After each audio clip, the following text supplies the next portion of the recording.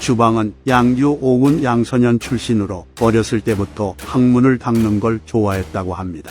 이후 주방은 효령으로 천거되어 양주 단양군 영국현의 장이 되었다가 양주 단양군 회안현의 장으로 전임되었는데 때마침 양주 5군 전당현의 유력자인 팽식 등이 개미떼 같이 모여들어 노략질을 일삼았다고 합니다. 그리하여 주방이 전당후의 상으로 임명되어 이들의 토벌을 맡게 되었고 열흘 사이에 팽식과 그 패거리들의 머리를 베어버렸기에 그 공으로 단양 서부도의에 임명됩니다. 황무 4년 타양의 유력자인 팽이가 반란을 일으켜 그 지역 성들을 공격했는데 그를 따르는 자들의 숫자가 수만 명이나 되었다고 합니다. 그래서 송건은 주방을 파양태수로 임명하여 호종과 함께 힘을 모아 적을 토벌하라 명했고 황무 6년 마침내 주방은 팽기를 사로잡은 뒤 무창으로 보냈기에 소위 교위의 직책이 더해졌다고 합니다. 당시 위나라에서는 조휴가 오나라 방면의 군대를 이끄는 지휘관으로 활동하였는데 그는 오나라와의 전투에서 여러 차례 승리하였고 환연에 주둔한 오나라 장수 심덕의 군대도 격파한 뒤 심덕을 죽여버렸다고 합니다. 그래서 송건은 조휴를 제거하기 위해 주방에게 명하여 조휴를 속여 유인시키라는 명을 내렸고 이에 주방은 명을 받들며 계획이 누설되는 것을 막기 위해 자신이 신이 많은 사람들을 통해 7통의 거짓 항복 편지를 조휴에게 보냅니다. 주방은 첫 번째 편지에서 저 주방은 천년에 한 번 올까한 여행을 만나 주의 백성이 되었지만 강과 하천을 두고 멀리 떨어져 있어 공경하는 마음을 드러내지 못하고 구름과 태양을 멀리서 우러러보듯 하니 하늘이 실로 그리하는 것입니다. 삶과 간절함을 이기지 못하고 만리에서 목숨을 의탁합니다. 저와 가까운 사람인 봉장, 소남 등을 보내 배반하려는 마음을 위임한 서신을 바칩니다. 라고 말하며 자신은 평소부터 위나라로 가고 싶은 마음이 충만했고 이에 항복하려 한다는 밑밥을 깔기 시작합니다. 주방은 두 번째 편지에서 저 주방은 동호를 섬겨 한 고을을 맡아 다스리게 되어 비로소 원하던 것을 이루었기에 은혜에 보답하기로 마음 깊이 새기며 오래도록 두 마음을 가지지 않았습니다. 그러나 요 사이에 부당한 비난을 받아 눈 깜짝할 사이에 재앙이 생겨났고 계란을 던지는 것처럼 위태로워졌습니다. 춘천의 은혜를 내려주길 구걸하니 위급함에 처한 저에게 자비를 내리시어 저에 대한 의심을 거두시고 제 목숨을 맡기는 것을 거절하지 마시옵소서 라고 말하며 자신은 함부로 배신을 하는 사람이 아닌데 부당한 이유로 오나라에 찍혀서 목숨을 위협받게 되었으니 항복을 하려 한다면서 자신이 항복을 할 수밖에 없는 상황이라는 것을 알리려 합니다. 그리고 세 번째 편지에서는 저 주방이 광릉 출신 왕정을 대신하여 타양태수에 임명된 이유는 지난번 그가 군의 백성들이 반란을 일으키는 것을 예방하지 못하여 견책을 받았기 때문인데 왕정은 부지런히 일하며 스스로 자신의 잘못을 풀어보려 했으나 끝내 그러지 못하였고 그로 인해 그는 비밀리에 꾀를 내어 북쪽의 몸을 위탁하려 했지만 불행하게도 계획이 드러나 그의 어린아이까지 형벌을 받는 지경에 이르렀습니다. 저 주방은 이미 정사에 관한 일을 눈으로 보았고 또 공주에게 한 번 비난과 경멸을 받으면 다시는 두터운 대우를 받지 못함도 보았습니다. 만약 명공이 만명의 병력을 이끌고 환연 남쪽 장강가로 향한다면 저 주방은 곧바로 관리들과 백성들을 이끌고 나아가며 내부에서 호응하겠습니다. 그리고 이 지역의 모든 고을이 전으로 거사를 일으켰을 때 이를 성취하지 못하고 패자가 된 것은 외부의 구원이 없었기 때문에 그랬던 것입니다. 그러나 만약 북쪽의 군대가 국경지대에 접근해 그 인근 지역에 소속된 성들의 경문을 전한다면 북쪽을 그리워하는 백성들 중 어느 누가 북쪽 군대의 승리가 성취되는 것을 바라지 않겠습니까? 바라건대 명공께서는 위로는 천시를 관찰하고 아래로는 인사를 살피며 가운데로는 시기를 헤아린다면 제 말이 헛되지 않은 말이라는 것을 분명히 알게 될 것입니다. 라고 말하며 한 번 더 자신이 배신을 할 수밖에 없는 상황이라는 것을 설명한 뒤 드디어 조휴를 유인하기 위한 떡밥을 던지기 시작합니다. 또한 네 번째 편지에서는 자신이 보낸 동장과 소남은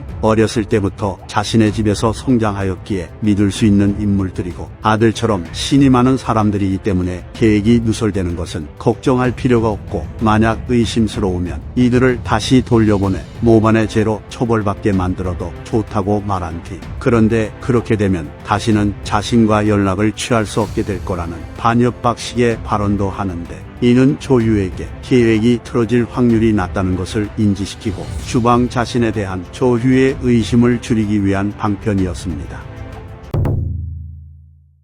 계속된 주방의 눈물겨운 똥꼬쇼 덕분에 조휴는 주방을 차츰 믿게 된 것으로 보이며 이에 주방은 다섯 번째 편지에서 하양의 백성들은 비록 항복을 하고 복종을 하고 있지만 내부의 결속은 느슨해지지 않았고 산에 깃들어 살고 황야에 몸을 숨기며 반란을 일으킬 마음을 여전히 가지고 있습니다. 그런데 지금 동주는 대군을 일으킬 것을 꾀하며 전국의 병력을 모두 다 출진시켜 장강 주변은 텅 비게 되었고 둔영과 보로도 텅 비었으니 생각컨대 지금 이곳은 간사하고 배신을 할 관리들만이 남아있을 뿐입니다. 만약 이 시기에 백성들에게 소동을 일으키게 한다면 하루아침에 쉽게 얻을 수 있을 것입니다. 그러나 중요한 것은 외부로부터의 지원에 의지하여 안팎이 상호작용하여야 하며 그러지 않으면 성취할 수 없을 것입니다. 저 주방은 장강과 회하에 태어나 자랐기에 이 지역의 현안에 밝으며 이곳의 편안과 이로움을 볼 수 있으므로 하는 일마다 실패가 없을 것이고 한 번 지난 때는 두 번 다시 오지 않으니 감히 제 속마음을 밝힙니다. 라고 말하며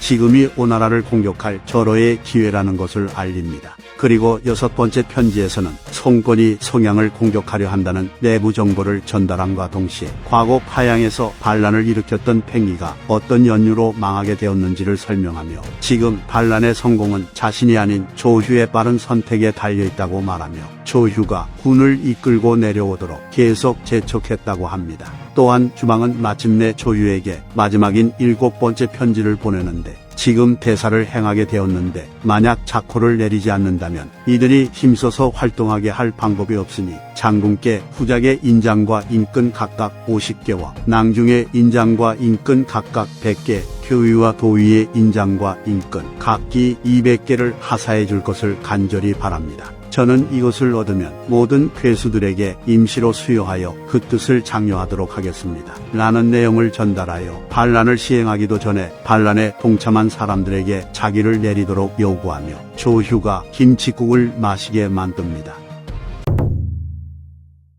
주방에 계속된 구의 편지에 결국 조휴는 속아 넘어갔는데 물론 주방의 편지도 조휴를 속이는 데 주요했지만 일찍이 주방이 조휴를 유인하려는 계책을 세웠을 때 난간이 임금의 명을 받들어 주방에게 와서는 모든 일에 대해 따져 묻는 일이 자주 있었고 이에 주방은 관청의 문 아래에 이르러 머리를 풀어헤치고 사죄를 했다고 합니다. 그래서 이 소식을 듣게 된 조휴는 다시는 주방을 의심하지 않았다고 하니 이처럼 주방과 송건은 주도 면밀하게 계획을 진행시켰던 것입니다. 황무 7년 여름 조휴는 복이 10만 명과 군수 물자를 가득 싣고 환연을 통해 진격해 들어갔고 그는 주방의 말을 믿고는 더욱더 깊숙이 진격하려고 했는데 가규가 나서서 적이 동관 지역을 수비하지 않은 것을 보니 분명히 군대를 환연 근방에 직결시키고 있을 거라고 말하며 반대했지만 이미 주방에게 가스라이팅된 조휴는 가규의 조언을 받아들이지 않았다고 합니다. 조휴가 적진 깊숙이 들어갔을 때 그를 기다리고 있었던 것은 자신에게 호응하기로 한 주방의 군대가 아니라 전종과 주안을 좌우로 거느리고 총 6만 명의 병사를 지휘하고 있는 육손이었습니다. 이에 조휴는 주방에게 속은 것을 눈치채고는 매우 수치스러워했으나 자신이 이끌고 온 병사의 숫자가 많고 정예하였기에 싸워 볼만하다고 판단하고는 육손의 군대를 무찔러 자신의 명예를 되찾으려 합니다. 하지만 육선의 지휘와 전종과 주안의 파상 공세로 인해 조휴의 군대는 전이 찢어지고 기와가 깨지듯이 박살이 났고 죽거나 사로잡힌 위나라 병사의 숫자는 셀 수 없을 정도로 많았다고 합니다. 물론 주방도 멀리서 지켜보기만 한 것이 아니라 병력을 모아서 전투에 참가해 활약을 했다고 하며 전투가 끝난 뒤 송건은 장수들을 모아 큰 연회를 열었는데 주웅이 무르익자 송건은 주방에게 그대가 군문 아래에서 머리를 풀어헤치고 의를 행하여 나의 대사가 이루어졌으니 그대의 공적과 명예는 마땅히 죽백에 기록해야 한다 라고 말하고는 그에게 비장군의 직책을 더해주고 관내 후에 자기까지 하사했다고 합니다. 그리고 주방에게 속아 전투에서 패한 조휴는 이 일로 인해 스트레스를 받아 등에 악성 종기가 생겨 사망했다고 합니다. 도적의 우두머리인 동사가 험난한 지형에 의지하여 약탈을 일삼았기에 예장군 등이 피해를 입었다고 합니다. 그리하여 일찍이 오찬 당자가 3,000명의 병사로 동사를 공격하여 전투가 여러 달이 지속되었지만 동사를 무찌를 수 없었다고 합니다. 상황이 이렇게 되자 주방이 직접 나섰는데 그는 표를 올려 공격을 멈추라고 요청한 뒤 상황에 따라 일을 행하면 목적을 성취할 수 있을 거라 말했다고 합니다. 그리고는 자신의 방책을 준 간첩을 보내 동사를 유인한 뒤 기회를 엿보다 그를 죽여버렸다고 합니다. 이에 동사의 동생은 두려워하며 무창에 이르러 육선에게 항복하였고 자신의 세력을 이끌고 평지로 나오기를 빌며 스스로를 고쳐 착하게 살 거라고 했기에 이로 말미암아 여러 고을들은 다시는 두려워하거나 불안에 떨지 않았다고 합니다. 주방은 큰 공을 세운 것에 비하면 크게 중용되지 않고 파양군에 13년간 있다가 눈을 감았다고 하며 그는 착한 사람은 칭찬하고 악한 사람은 벌하였고 위엄과 은혜를 나란히 행했다고 합니다. 주방의 아들인 주초는 문무에 재능이 있었으며 진서에 열전이 있을 정도로 진나라에서 활약한 인물이었는데 오사중승의 자리에 오른 주초는 법을 어긴 자의 계급이나 위세를 신경 쓰지 않고 법을 엄하게 적용하여 명성을 떨쳤으나 이로 인해 다른 신하와 황족들에게 지키게 되어 나중에 토족들과의 전투에 강제로 임하게 되었는데 패배할 것을 알고도 목숨을 바쳐 싸우다가 전사했다고 합니다. 참고로 주방의 아들 주초는 조문석계라는 사자성어의 주인공이기도 합니다. 이상 삼국지 인물율전 주방편 마치겠습니다. 재미있게 보셨다면 좋아요와 구독, 알림 설정 부탁드립니다. 감사합니다.